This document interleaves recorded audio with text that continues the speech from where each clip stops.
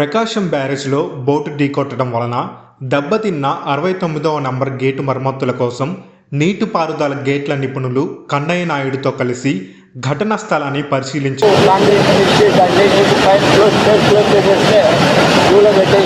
అది మరి తర్వాత ఇంకా పర్మనెంట్గా ఇప్పుడు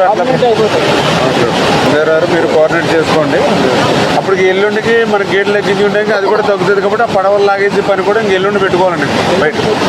గేటు పనులకు సంబంధించి కన్నయ్య నాయుడుతో చర్చించిన మంత్రి నిమ్మల ప్రస్తుతం ప్రకాశం బ్యారేజ్కి ఎలాంటి ఇబ్బంది లేదని, బ్యారేజ్కు వచ్చే వరద తగ్గుముఖం పడుతుందని, త్వరలోనే గేటు పునరుద్ధరణ పనులు చేపడతామని పేర్కొన్నారు.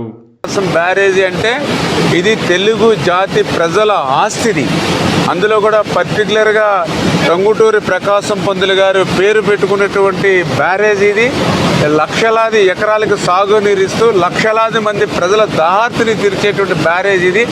అందుచేత ఇటువంటి బ్యారేజీకి నష్టం కలిగించేటువంటి ఏ ఒక్క చిన్న చర్య కూడా మానవుడు అనేవాడు ఎవరు కూడా తీసుకోకూడదు. దేవుడు కూడా అటువంటి పని చేస్తే క్షమించాడు.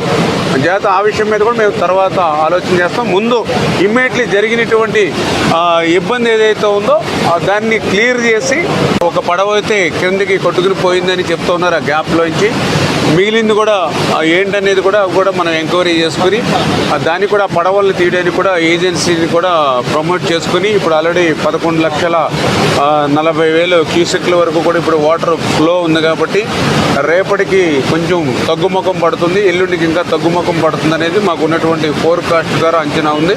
అంచేత రాబోయేటువంటి 2 రోజుల్లో అది కూడా ప్లాన్ చేసుకొని ఏదైతే ఆ పడవలు అంటే అది 4 పడవలు అని చెప్తూ ఉన్నారు, అది ఎంతవరకు 4 3 అనేది కూడా మేము ఐడెంటిఫై చేసుకుని ఆ ఉన్న అడ్డుపడినటువంటి పడవలను కూడా 1-2 రోజుల్లో ఆ వాటర్ ఫ్లోని దృష్టిలో పెట్టుకుని, ఎందుకంటే ఇప్పుడు మళ్ళీ దాన్ని జాగ్రత్తగా మళ్ళీ వెలుపలికి తీయాలి. ఏమాత్రం కొంచెం మళ్ళీ అది ఎఫెక్ట్ అయ్యి గేట్లకి టచ్ అయినా లేదా ఇంకోటైనా మళ్ళీ దానికి ఏదైనా ఏమాత్రం చిన్న ఇబ్బంది వచ్చినా మనకి రేపు గేట్లు క్లోజ్ చేయడంలో కానీ ఓపెన్ చేయడంలో ఇబ్బంది ఉంటుంది. కాబట్టి దాన్ని కూడా జాగ్రత్తగా ఆ ఫ్లోని దృష్టిలో పెట్టుకుని తీసేటువంటి పరిస్థితి ఉంటుంది. దానికి కూడా కన్నయ్య నాయుడు గారు ఆల్రెడీ మనకు అవైలబుల్ ఉన్నారు కాబట్టి ఆయన సహకారం కూడా తీసుకుంటామని చెప్పి తెలియజేస్తాం.